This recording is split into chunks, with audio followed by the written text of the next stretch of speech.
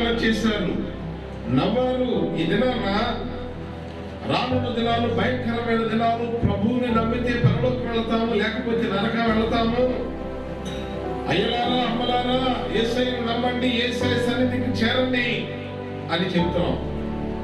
ఇక రక్షణ పొందని అమ్మా రండి, మిమ్మల్ని మీరు దేవుని కనపరుచుకోనండి, మీ కుటుంబంలో ఉన్న ప్రతి సమస్యకు పరిష్కారాన్ని దేవుని పొందుకోనని తెలియచేస్తాం. దీనికి వాళ్ళు ఏమనుకుంటున్నారు? ఈయనకు తిన్నాని అనక మొదలెట్టాడుగా అని అనుకుంటున్నారు కొంతమంది. ఈయనకి పని ఏమవుతాయి అనుకుంటున్నారు కొంతమంది.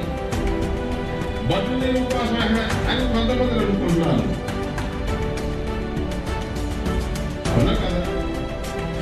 అలాగే ఆ దినాన నోవహు హెచ్చరిక చేస్తుంటే రానున్న దినాలు భయంకరమైన ప్రమాదం జరగబోతున్నది. మనుషులందరూ డబ్బులా తేలిపోయి అన్నంతో కూర్చున్నారు.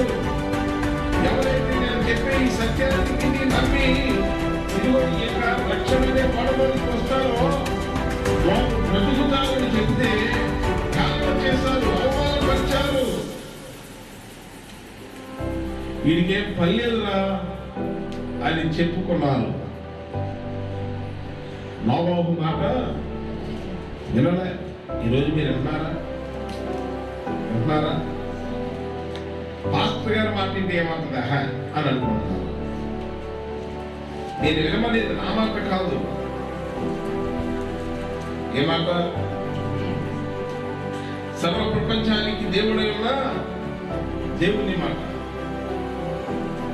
ఈ దినాలు నేను బోధించే దేవుడు, లేదా ఆరాధించే దేవుడు, ప్రకటించే దేవుడు ఆషామాషి దేవుడు కాదు. పాపుల్లోనికి వెళ్ళలేదు, పాపులలో ఉండలేదు, ప్రత్యేక పంచబడ్డాడు, పరిశుద్ధుడిగా జీవించాడు. పాపులను పరిశుద్ధ పట్టడానికి